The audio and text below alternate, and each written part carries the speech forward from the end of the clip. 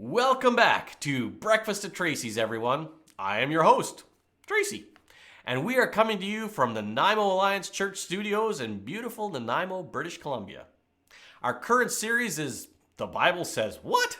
And we are looking headlong into the most troubling, the most criticized, the most difficult, the most make your teeth itch passages in the Bible. And today we have a doozy for you. Should we keep the law?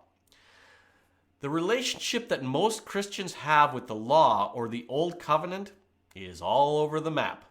Some Christians celebrate the feasts and hold up old laws as binding on today. Others dismiss the whole thing and say it is irrelevant and really only look at the New Testament authors. So, is it one or the other or something in between? During the lifetime of Jesus, he followed the law and fulfilled it perfectly. In fact, he did what we couldn't do. Once Jesus was raised and the church began, the law became obsolete, as Paul puts it. That doesn't mean that we can't learn from it, but we are not bound to it. It is not binding on us today. The disciples of Jesus dropped the requirements of the law. Paul said that he and the other apostles no longer lived under the Old Covenant law, but that they lived under the law of Christ, which was to love each other. All of the laws that pertain to diet and ceremonial purity no longer apply to us. There was a group of Jewish people early in the days of Christianity who insisted that the law had to be kept in order to be a true Christian. On top of the list of things you had to do was be circumcised if you were male.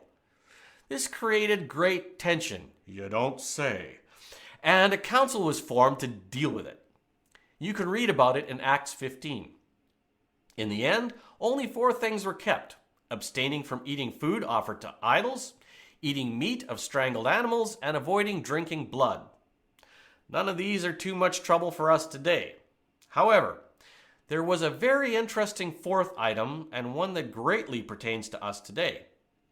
The Jerusalem Council concluded that we are to avoid sexual immorality, the Greek word porneia, where we get pornography from. This was a reference to all the sexual law of the Old Covenant. This included incest, adultery, fornication, homosexuality, bestiality, rape, and so on. It is a long list that says sex is for one man and one woman for life in a covenant relationship.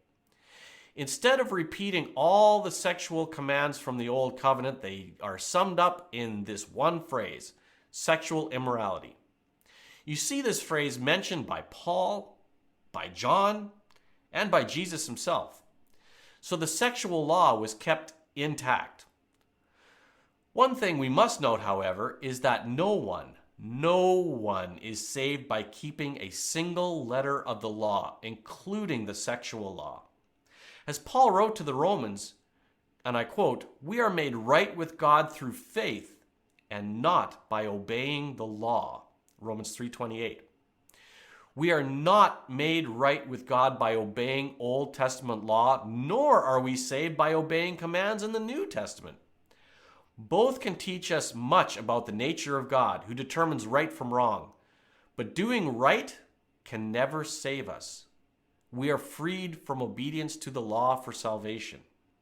This is wonderful news. Performance is out, trust is in. Let's pray. Lord Jesus, thank you for keeping the law that we couldn't keep. Thank you for obeying when we wouldn't. Thank you that our salvation is based purely on trusting you. And so help us to obey, not to be saved, but merely out of gratitude for you having already saved us. Amen. All right, God bless you, Breakfast Club. I hope you have a wonderful day and hope to see you again soon. Take care.